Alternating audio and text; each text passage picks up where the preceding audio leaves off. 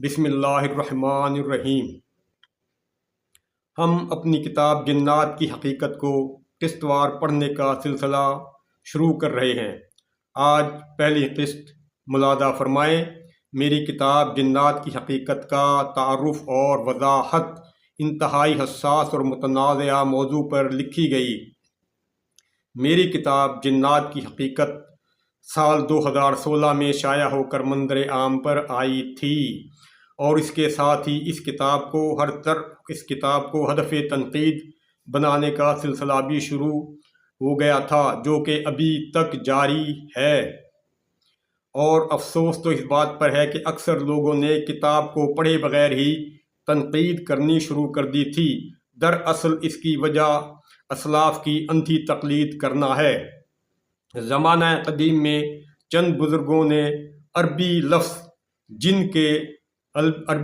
جن اس کے درست معنی نہ سمجھتے ہوئے اس لفظ کے جو معنی کیے ہیں وہ بھوت، چڑیل، دیو وغیرہ، یعنی کوئی ہیبت ناک اور دہشت ناک مخلوق تصور کر لیے تھے۔ اس جن لفظ کے معنی یہ تصور کر لیے تھے پرانے دور کے لوگوں نے، حالانکہ رسول اللہ صلی اللہ علیہ وسلم کے اکثر صحابہ لفظ جن کے صحیح مطلب سے آگاہ تھے۔ اسی لیے اس لفظ پر اس دور میں کوئی بحث نہیں کی گئی، جبکہ عرب سے باہر کے مسلمانوں نے اس لفظ سے اپنے علاقوں میں رائج مطلب کو ہی اخذ کر لیا۔ جو باہر کے لوگ تھے عرب سے، انہوں نے لفظ جن کو اسی معنی میں اخذ کر لیا کہ کوئی خوفناک اور مافوق الفطرت چیز ہے۔ جیسا کہ زمانہ قدیم میں جو عوامل سمجھ میں نہیں آتے تھے یا انہیں نظر نہیں آتے تھے، لوگوں کو نظر نہیں آتے تھے، تو ان کو لوگوں نے بھوت، جنات، دیو، پری، چڑیل وغیرہ کہنا شروع کر دیا تھا، یعنی اپنے اپنے علاقوں کی زبانوں کے مطابق، جبکہ لفظ جن یا جن کے لغوی معنی ہوتے ہیں خفیہ مخلوق یا نظر نہ آنے والے وجود یا عوامل۔ چنانچہ اسی مفہوم کو بعض علاقوں کے لوگوں نے اپنے توہمات کے مطابق اس لفظ سے مراد کوئی خوفناک ڈراؤنی مخلوق سمجھ لیا تھا، اور یہی مفہوم آج تک سمجھا جا رہا ہے بدقسمتی سے۔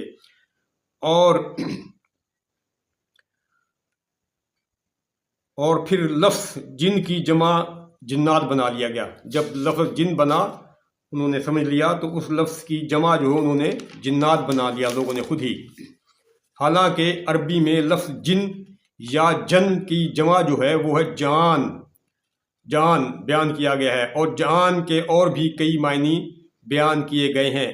مثال کے طور پر قرآن کریم کی سورہ النمل آیت نمبر 10 میں لفظ جان کے معنی سانپ لکھے گئے ہیں۔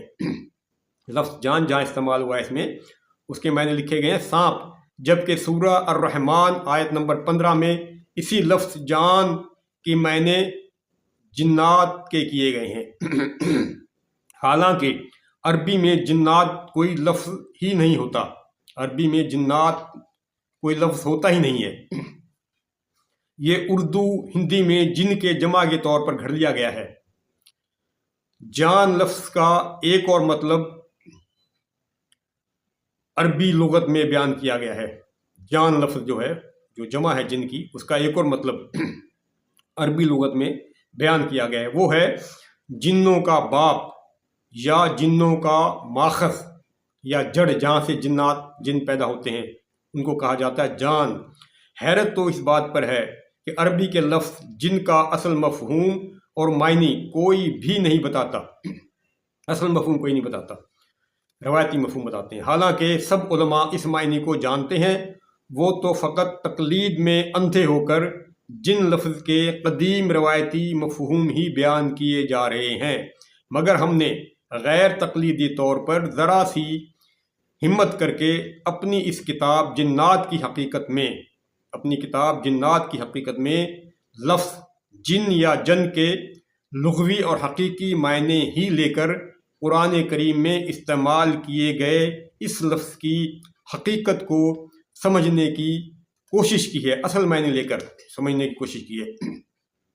دلچسپ بات یہ ہے کہ جس چیز کو ہم غیر عربی لوگ جن بھوت کہتے ہیں، عربی میں اس کو غول اور عفریت کہا جاتا ہے. جن نہیں کہا جاتا ان کو عربی میں، ان کو کہا جاتا ہے غول یا عفریت. لفظ عفریت تو قرآن کریم میں بھی اسی معنی میں استعمال ہوا ہے، جس کو ہم غیر عربی لوگ جن یا بھوت وغیرہ کہتے ہیں، جبکہ غول لفظ بہت سی احادیث میں مذکور ہوا ہے. اب ہم آپ کے سامنے عربی لغات سے چند حوالے پیش کر رہے ہیں. میرے پاس ایک لغت ہے، القاموس الفرید. لغت کا نام ہے القاموس الفرید. اس میں لفظ جنہ یعنی چھپانا، استجن یعنی پوشیدہ کرنا، استجنہ جن سے ہے پوشیدہ کرنا، جنہ یعنی دیوانگی، پاگل پن، جنون. آپ صلی اللہ علیہ وسلم کو مشرکین مکہ بھی یہی کہتے تھے کہ اس پر جن کا اثر ہو گیا ہے، جنون یعنی دیوانہ ہو گیا ہے، نعوذ باللہ. اسی بنا پر میت کو بھی ہم لوگ جو ہیں میت کو بھی جنازہ یا جنازہ کہتے ہیں، جنازہ کہا جاتا ہے، یعنی چھپائے جانے کے قابل چیز. جنازہ یعنی چھپائے جانے کے قابل چیز. اسی لغت میں لفظ غول کا جو مطلب لکھا ہے وہ ہے جن، بھوت، بھیانک چیز، یعنی جس سے خوف آئے اسے غول کہتے ہیں. غول کی مؤنث لکھا ہے غولہ، یا اسی جو میں نے لغت بتائی ہے القاموس الفرید، اس کی بات ہو رہی ہے کہ اس میں جو غول کی مؤنث ہے وہ ہے غولہ یعنی بھوتنی، چڑیل. اور عربی لفظ عفریت کا مطلب لکھا ہے شیطان، جن، بھوت وغیرہ. اس لغت کی بات کر رہا ہوں، اسی لغت میں جن بھوت، عفریت کا مطلب ہے جن بھوت. جن کا مطلب جن بھوت نہیں ہوتا، یا خوف زدہ کرنے والی چیز. اب ایک اور عربی لغت المنجد یہ لغت کا نام ہے، وہ دیکھتے ہیں، جس میں لفظ جن کا مطلب لکھا ہے چھپنا. لفظ جن کا مطلب ہے چھپنا، یعنی خفیہ ہونا یا چھپانا. اور اسی سے مجنون یعنی پاگل یا دیوانہ بنا ہے. لفظ الجان جو کہ جن کا جمع ہے، جن کا اس میں جمع ہے الجان، اس کے معنی لکھے ہیں اسی لغت میں سفید سانپ. جان کے مطلب ہے سفید سانپ. الجنان کے معنی ہے پوشیدہ معاملہ. الجنان جو جمع ہے جن کی، الجنان، اس کے معنی ہے پوشیدہ معاملہ یا رات. اور اسی میں عفریت کا مطلب لکھا ہے، اسی لغت میں عفریت کا مطلب لکھا ہے سخت خبیث، چالاک اور ہر طرح کے کاموں کو کر دینے والا شیطان. اسے کہتے ہیں عفریت عربی میں. جبکہ الغول کا مطلب لکھا ہے اسی لغت میں، الغول کا مطلب لکھا ہے عربی میں چھلاوا. الغول کا مطلب ہے چھلاوا یعنی بھوت، مصیبت اور ہلاکت میں ڈالنے والا. اسے کہتے ہیں غول. غول کی جمع ہے اغوال یا غیلان یعنی جادوگر، جن یا وہ ہر چیز جسے عقل زائل ہو جائے، وہ ہے اغوال، غول کی جمع. عربی میں بھوت، جن یا خوف زدہ کرنے والی چیز کو کیا کہتے ہیں، یہ تو ہم نے جان لیا کہ عربی میں خوف زدہ کرنے والی چیزوں کو یا جن بھوت کو کیا کہتے ہیں، یہ ہم نے جان لیا. اب یہ تو ہم نے جان لیا کہ اسے عربی میں جن یا جن ہرگز نہیں کہا جاتا. اب ہم وہ چند احادیث آپ کے سامنے بیان کر رہے ہیں جن میں واضح طور پر ہمارے روایتی جن بھوت کی تردید کی گئی ہے. جس کو ہم جن بھوت کہتے ہیں اس کی تردید کی گئی ہے. وہ آیات ملاحظہ فرمائے. نمبر 1 صحیح المسلم، روایت نمبر ہے 5797، 5797. ابن جریح نے کہا مجھے ابو زبیر نے بتایا کہ انہوں نے جابر بن عبداللہ کو کہتے ہوئے سنا، میں نے نبی صلی اللہ علیہ وسلم کو یہ فرماتے ہوئے سنا ہے کہ کسی سے کوئی مرض خود بخود نہیں لگ جاتا،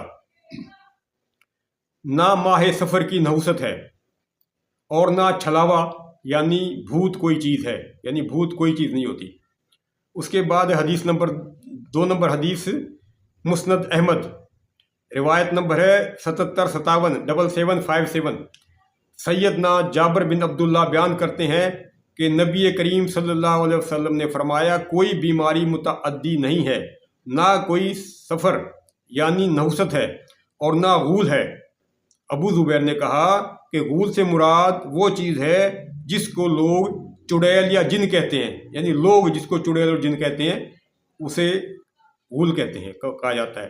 نمبر 3 ہے حدیث ابو داؤد، روایت نمبر ہے 3913 حضرت ابو ہریرہ نے بیان کیا کہ رسول اللہ صلی اللہ علیہ وسلم نے فرمایا کوئی جن بھوت نہیں ہوتا، کوئی جن بھوت نہیں۔ اس کے بعد ہے نمبر 4 کتاب السلسلہ صحیحہ، کتاب السلسلہ صحیحہ روایت نمبر ہے 1141 جابر رضی اللہ تعالیٰ عنہ سے مرفوعاً مروی ہے کہ کوئی بیماری متعدی نہیں، نہ ہی بدشگونی جائز ہے، اور نہ غول یعنی چھلاوا جن بھوت وغیرہ ہیں۔ ٹھیک ہے جی۔ اس کے بعد ہے نمبر 5 پہ حدیث المسلم روایت نمبر ہے 5796 یزید تستری نے کہا ہمیں ابو زبیر نے حضرت جابر رضی اللہ عنہ سے روایت کی ہے کہ رسول اللہ صلی اللہ علیہ وسلم نے فرمایا کسی سے کوئی مرض خود بخود نہیں چمٹتا، نہ چھلاوا کوئی چیز ہے، نہ چھلاوا کوئی چیز ہے، نہ سفر کی نحوست کوئی حقیقت ہے، چھلاوا یعنی بھوت۔ اس کے بعد 6 نمبر پہ ہے المصابی روایت نمبر ہے 4580 حضرت جابر بیان کرتے ہیں میں نے رسول اللہ صلی اللہ علیہ وسلم کو فرماتے ہوئے سنا کہ کوئی بیماری متعدی ہے، نہ ماہ سفر منحوس ہے، اور نہ کوئی بھوت ہے، رواہ مسلم۔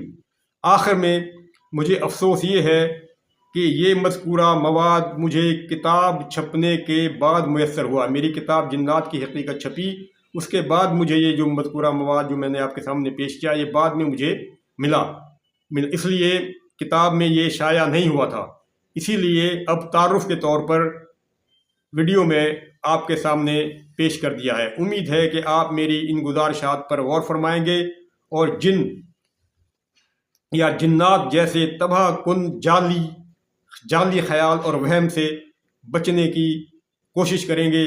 وما علینا الا البلاغ المبین۔ اب ہم اگلی قسطوں میں اپنی کتاب جنات کی حقیقت کو قسط وار پڑھنے کا سلسلہ شروع کریں گے۔ امید ہے آپ شوق سے سنیں گے اور اپنے علم میں اضافہ فرمائیں گے۔ تب تک کے لیے اللہ حافظ، اور حقیقت کو جاننے کے لیے، سچ کو پہچاننے کے لیے ہمارا چینل سبسکرائب کیجیے۔ اللہ حافظ۔